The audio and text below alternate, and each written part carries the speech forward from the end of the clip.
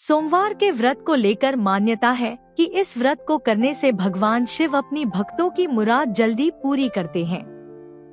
सोमवार का दिन भगवान शिव को समर्पित है, इसलिए इस दिन भगवान शिव की पूजा और व्रत करने का महत्व और ज्यादा बढ़ जाता है।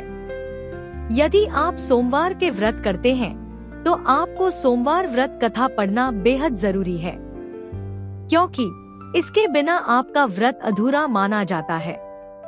आइए जानते हैं सोमवार व्रत कथा।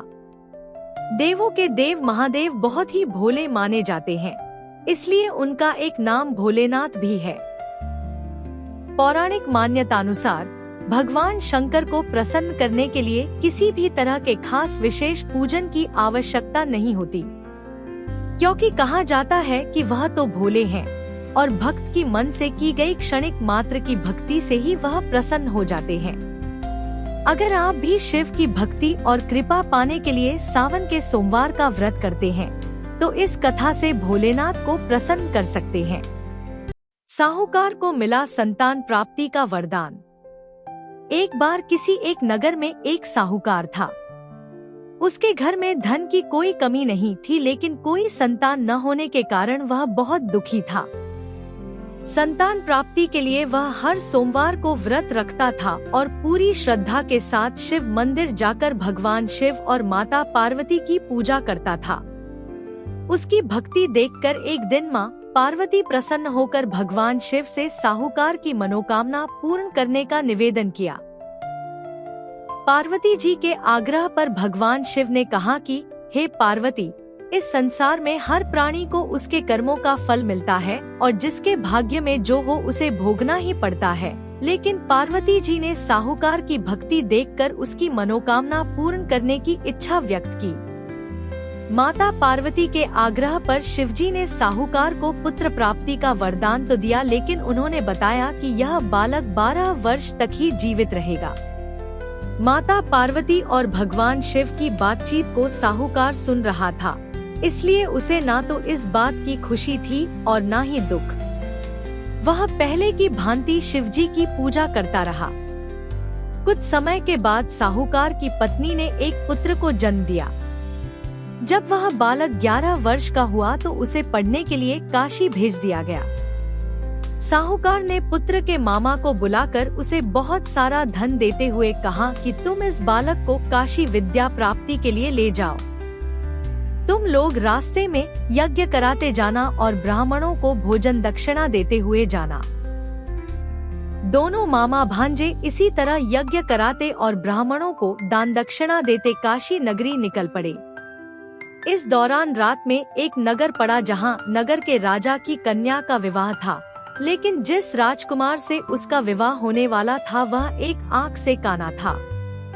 राजकुमार के पिता ने अपने पुत्र के काना होने की बात को छुपाने के लिए सोचा क्यों न उसने साहूकार के पुत्र को दूल्हा बनाकर राजकुमारी से विवाह करा दूं। विवाह के बाद इसको धन देकर विदा कर दूंगा और राजकुमारी को अपने नगर ले जाऊंगा। लड़के को दूल्हे के वस्त्र पहनाकर राजकुमारी से विवाह करा दिया गया। साहूकार का पुत्र ईमानदार था। उसे यह बात सही नहीं लगी, इसलिए उसने अवसर पाकर राजकुमारी के दुपट्टे पर लिखा कि तुम्हारा विवाह तो मेरे साथ हुआ है, लेकिन जिस राजकुमार के संग तुम्हें भेजा जाएगा वह एक आंख से काना है। मैं तो काशी पढ़ने जा रहा हूँ। जब राजकुमारी ने चुन्नी पर लिखी बातें पढ़ी तो उसने अपने माता पिता को यह बात बताई। राजा ने अपनी पुत्री को विदा नहीं किया, फिर बारात वापस चली गई। दूसरी ओर साहूकार का लड़का और उसका मामा काशी पहुँचे और वहां जाकर उन्होंने यज्ञ किया। जिस दिन लड़का 12 साल का हुआ उस दिन भी यज्ञ का आयोजन था। लड़के ने अपने मामा से कहा कि मेरी तबीयत कुछ ठीक नहीं है। मामा ने कहा कि तुम अंदर जाकर आराम कर लो। शिवजी के वरदानुसार कुछ ही देर में उस बालक के प्राण निकल गए। मृत भांजे को देख उसके मामा ने विलाप करना शुरू किया। संयोगवश उसी समय शिवजी और माता पार्वती उधर से जा रहे थे। पार्वती माता ने भोलेनाथ से कहा, स्वामी, मुझे इसके रोने के स्वर सहन नहीं हो रहा। आप इस व्यक्ति के कष्ट को अवश्य दूर करें। जब शिवजी मृत बालक के समीप गए तो वह बोले कि यह उसी साहूकार का पुत्र है जिसे मैंने 12 वर्ष की आयु का वरदान दिया था। अब इसकी आयु पूरी हो चुकी है। लेकिन मातृभाव से विभोर माता पार्वती ने कहा कि हे महादेव, आप इस बालक को और आयु देने की कृपा करें, अन्यथा इसके वियोग में इसके माता पिता भी तड़प कर मर जाएंगे। माता पार्वती के पुण्य आग्रह पर भगवान शिव ने उस लड़के को जीवित होने का वरदान दिया। शिवजी की कृपा से वह लड़का जीवित हो गया। शिक्षा पूरी करके लड़का मामा के साथ अपने नगर की ओर वापस चल दिया। दोनों चलते हुए उसी नगर में पहुँचे जहाँ उसका विवाह हुआ था। उस नगर में भी उन्होंने यज्ञ का आयोजन किया।